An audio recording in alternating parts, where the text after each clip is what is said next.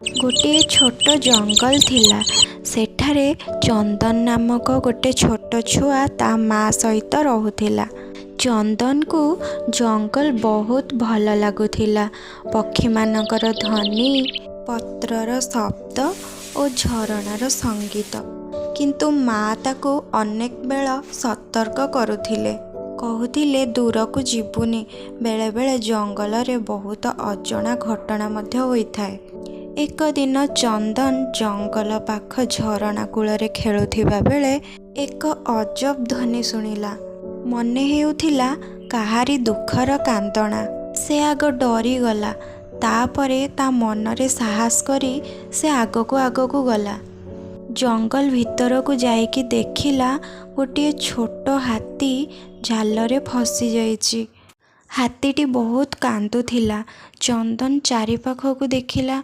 कौन करिब से किछि बुझी पारिलानी। तेणु से निज बुद्धि द्वारा जालटी को खोलिबाको लागिला। किछि समय परे हाथी छुआटी मुक्त होइगला। से चंदन रो हाथ को छुईला। मने हेउथिला बंधुत्वर धन्यवाद। दूररू हाथी छुआटीर माँ आसुथिबार देखि चंदन डररे पछकू पळेइला।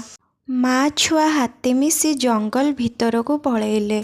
चंदन भल पाइबार गुप्त ध्वनि को निज कानरे शुणिथिला। सेही दिन ठारू जानिला दया करिबा ही सत् परिक्रमा।